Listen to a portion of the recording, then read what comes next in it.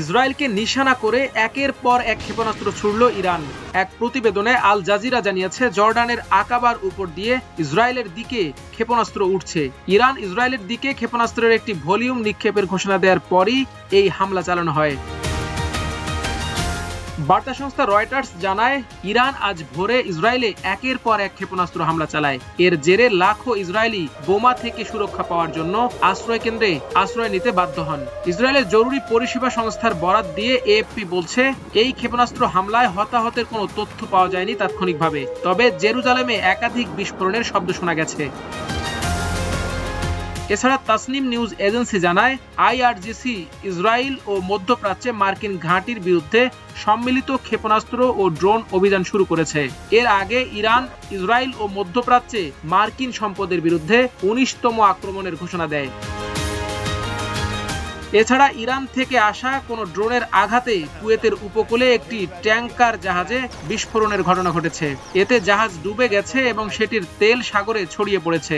গভীর রাতে জাহাজটিতে আঘাত হানা হয়েছে বলে এক বিবৃতিতে জানিয়েছে যুক্তরাজ্যের সামুদ্রিক নিরাপত্তা বিষয়ক সংস্থা ব্রিটিশ মেরিটাইম সিকিউরিটি এজেন্সি।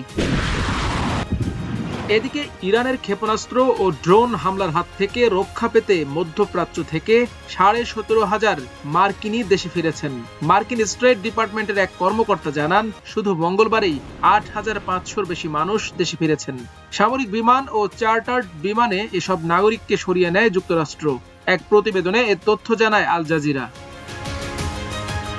এদিকে ইরানের শীর্ষ নিরাপত্তা কর্মকর্তা আলী লারিজানি দাবি করেছেন, শনিবার থেকে শুরু হওয়া চলমান যুদ্ধে ৫০০ জনেরও বেশি মার্কিন সেনা নিহত হয়েছে।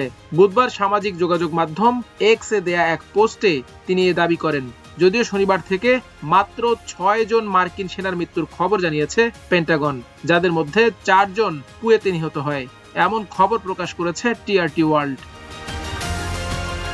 ওই পোস্টে ট্রাম্পকে উদ্দেশ্য করে লারিজানি বলেন, ইসরায়েলি প্রধানমন্ত্রী বেনিয়ামিন নেতানিয়াহুর ধোঁকাবাজিতে প্রভাবিত হয়েছেন। ট্রাম্প যুক্তরাষ্ট্রের জনগণকে ইরানের সঙ্গে অন্যায্য যুদ্ধে টেনে নিয়ে যাচ্ছেন বলে অভিযোগ করেন তিনি। লারিজানি আরও লিখেছেন, গত কয়েকদিনে ৫০০ জনেরও বেশি মার্কিন সেনা নিহত হওয়ার পর এখন তাকে হিসাব করতে হবে যুক্তরাষ্ট্র প্রথম অগ্রাধিকার নাকি ইসরায়েল। শনিবার ইরানে মার্কিন ইসরায়েল যৌথ আক্রমণের মাধ্যমে যুদ্ধ শুরু হয়।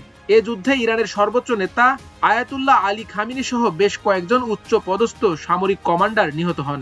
দেশটির সরকারি হিসাব অনুযায়ী চলমান যুদ্ধে এখন পর্যন্ত ১,০০০-এরও বেশি ইরানি নিহত হয়েছেন, যার মধ্যে দক্ষিণ ইরানের মিরাব শহরে ১৬৫ জন স্কুল ছাত্রীও রয়েছে।